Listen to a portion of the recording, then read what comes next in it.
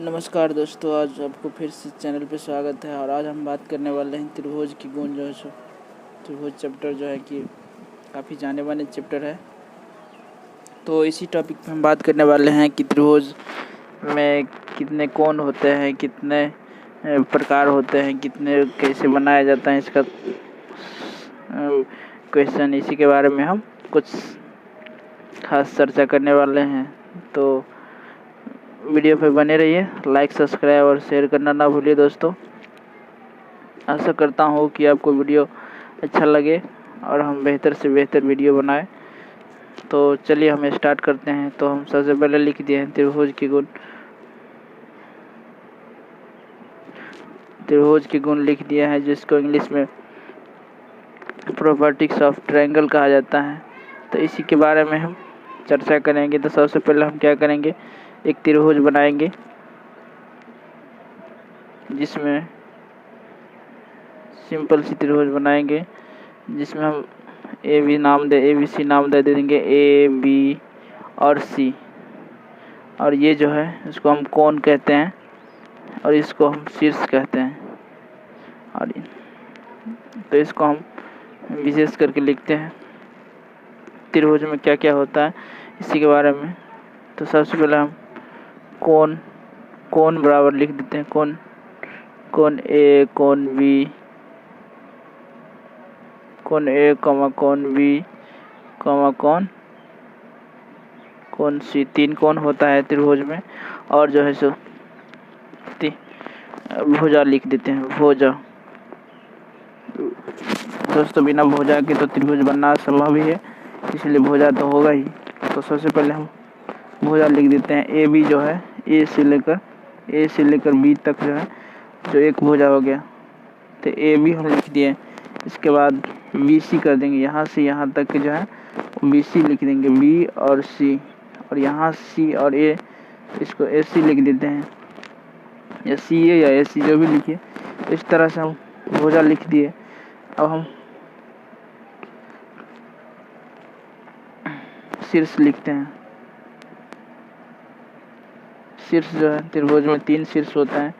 सबसे पहले ये जो पॉइंट बिंदु है उसको शीर्ष कहा जाता है। तो सबसे पहले हम 3 शीर्ष लिख देंगे, ए कॉमा बी कॉमा सी, 3 शीर्ष है। तो इसी प्रकार हम लिख दिए। और त्रिभुज में क्या है कि तीनों कोनों का माप जो होता है ना 180 डिग्री होता है। तो इसी टॉपिक पे हम आज बात करने वाले हैं। तो चलिए स्टार्ट करते हैं, इससे आगे देखते हैं। तो चलिए दोस्तों स्टार्ट करते हैं। अब हम आगे समझेंगे कि इसमें जो है त्रिभुज जो है ना, त्रिभुज का कई प्रकार है। तो उसको हम लंबाई के आधार पर जो है ना उसको विभाजन करेंगे या नामांकन करेंगे, जो भी समझिए। तो सबसे पहले त्रिभुज को है जो है सो सबसे पहले हम प्रकार में बांटेंगे, ठीक है। तो इसके लिए हम क्या करेंगे, फर्स्ट नंबर हम ले लेते हैं, जिसको फर्स्ट नंबर ले लेते हैं विषमबाहु त्रिभुज। विषमबाहु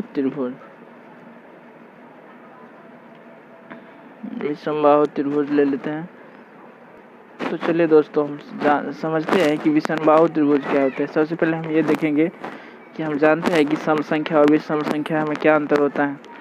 विषम का अर्थ होता है कि एक दूसरे से प्रतिभिन्न होना, यानी एक है कुछ 4 सेंटीमीटर एक भुजा, तो एक 6 सेंटीमीटर हो जाएगा और एक 5 सेंटीमीटर होगा, या कुछ अलग होगा। ऐसे ही उसको हम विषमबाहु त्रिभुज कहा जाता है।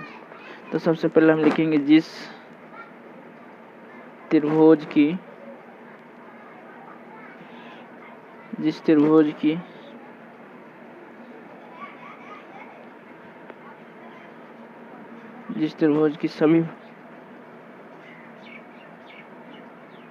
सभी भुजाएं बराबर न हो, सभी भुजाएं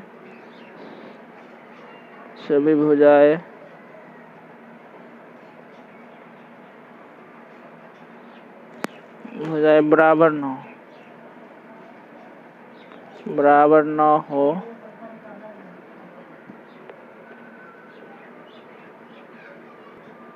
जिस त्रिभुज की सभी भुजाएं एक दूसरे से एक दूसरे से बराबर ना हो, उससे त्रिभुज की एक भुजा एक दूसरे से बराबर ना हो, उसे विषमबाहु त्रिभुज कहा जाता है। विषमबाहु त्रिभुज कहा जाता है। यानी हम ये समझे कि जिस त्रिभुज में सभी भुजा एक दूसरे के बराबर न हो, उसे हम विषमबाहु त्रिभुज कहा जाता है।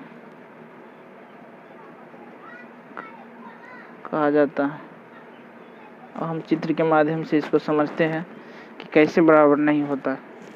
तो सबसे पहले हम विषमबाहु त्रिभुज लिखे थे। एक तो हम पटरी ले लेंगे, पटरी है तो, और नहीं है तो ऐसे हाथ से पार देंगे जैसे हम पारते हैं अभी। ऐसे हम ले लिए, BC ले लेते हैं। BC जैसे हम BC ले लेंगे, B और C। BC ले लेते हैं 4 सेंटीमीटर। BC कितना लिए? 4 सेंटीमीटर। और B से A तक जो है, ऊपर में तो A ही रहेगा, A ले लेते हैं 5 सेंटीमीटर। और A से जो है सो C तक ले लिए हैं। देखते हैं थोड़ा इसमें इससे ज़्यादा कम लग रहा है, तो इसको ले लेते हैं हम, इसको 3 ही ले लेते हैं।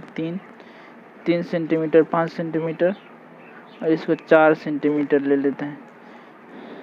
तो इस प्रकार हम देखें कि BC जो है, एक भुजा BC हो गया, BC 3 सेंटीमीटर, और है AB जो है जो 5 सेंटीमीटर है, और AC 4 सेंटीमीटर है।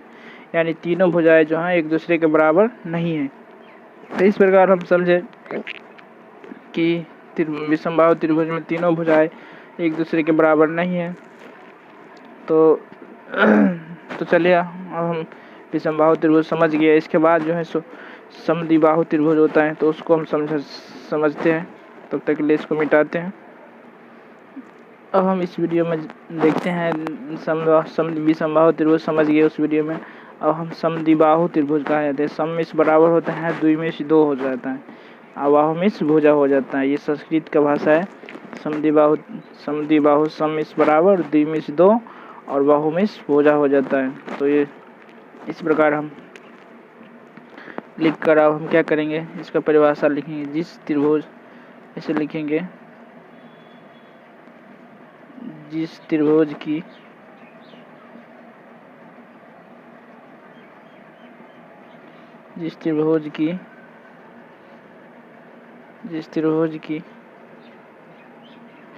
केवल दो भुजाएं बराबर हो,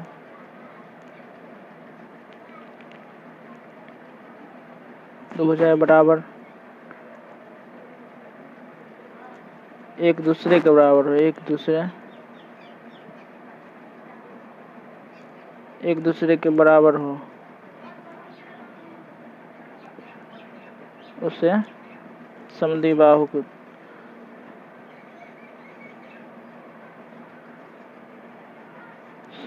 त्रिभुज कहा जाता है।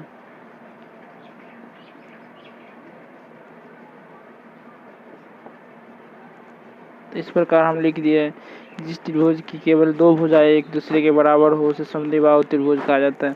काफ़ी सिंपल है, फिर भी मैथ में दिया हुआ है, इसलिए हम बनाते हैं और आप उसको समझाते हैं। तो चलिए, दो भुजाएं त्रिभुज के 2 प्रकार हम समझ गए, विषमबाहु और समद्विबाहु त्रिभुज। तो इस प्रकार हम लिख दिए हैं। तब हम चित्र के माध्यम से समझते हैं कि कितना कौन कौन से भुजा बराबर होता है। तो सबसे पहले हम क्या करेंगे, BC ले लेंगे। यहाँ पे BC, B और C, इसको हम 2 सेंटीमीटर रख देंगे। ठीक है, 2 सेंटीमीटर। अब जो है यहाँ पे इसको हम मिलाएंगे, इसको ऐसे और ऐसे। देखिए हमारा त्रिभुज तैयार हो गया। इसको हम A रख देते हैं। इसको हम 2 माने थे, इसको हम 3 मान लेते हैं, 3 सेंटीमीटर। ये 3 हो गया तो ये भी 3 हो जाएगा, क्योंकि हम 2 भुजा बराबर किए थे। तो इस प्रकार हमारा समद्विबाहु त्रिभुज का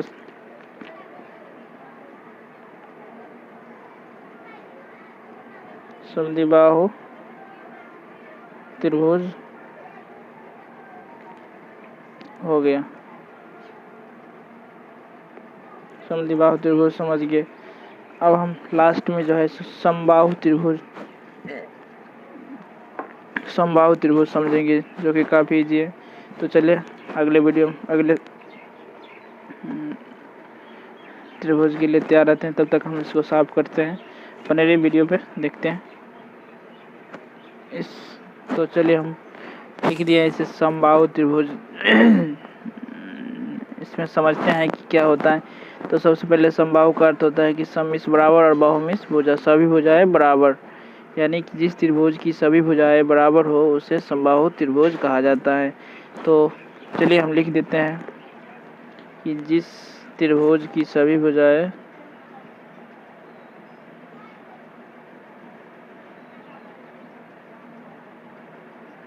जिस त्रिभुज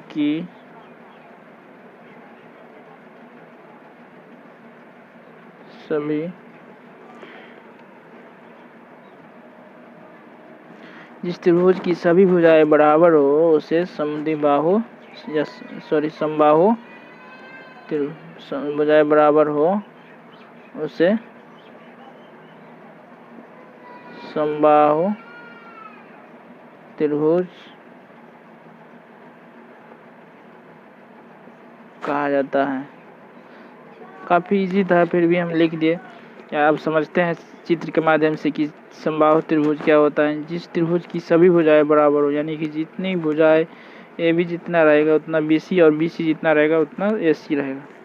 तो इसी टॉपिक पे हम चलिए हम चित्र पाते हैं। सबसे पहले हम ले लेंगे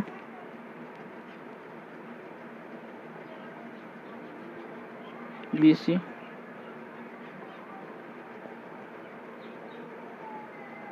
सी, ले लिए। हम क्या करेंगे, हम इसको ऐसे करके हम चित्र बना लेंगे, ऐसे ए बी सी। और हम इसमें लिखे थे कि जिस त्रिभुज की सभी भुजाएं बराबर हो उसे समबाहु त्रिभुज कहा जाता है, यानी कि सभी भुजा बराबर हो। यानी 5 सेंटीमीटर हम इसको मानते हैं पटरी से, तो ये भी 5 सेंटीमीटर हो जाएगा और ये भी 5 सेंटीमीटर हो जाएगा। तो तीनों त्रिभुज को हम देखें कि त्रिभुज को वर्गीकरण करके देखें कि वर्गीकरण में कौन कौन त्रिभुज आता है। जो है भुजाओं की लंबाई के आधार पर त्रिभुज का नामांकन किया हम, और इसमें हम जाने कि समबाहु त्रिभुज भी समबाहु त्रिभुज और समद्विबाहु त्रिभुज तीनों भुजों के बारे में और त्रिभुज के बारे में हम जानकारी लिए, जिसमें कोण त्रिभुज, कोण भुजा लंबाई और शीर्ष, ये सब हम आज वीडियो में जाने। तो आशा करता हूँ कि वीडियो आपको अच्छा लगा हो, और अच्छा लगा हो तो लाइक सब्सक्राइब और शेयर करना ना भूले दोस्तों। और चैनल को मंतान शिवम चैनल जो मेरा है उसको बेल आइकन दबाकर सब्सक्राइब कीजिए, शेयर कीजिए, और तब तक के लिए बने रहिए। अगले वीडियो में देखते हैं। जय हिंद, जय भारत।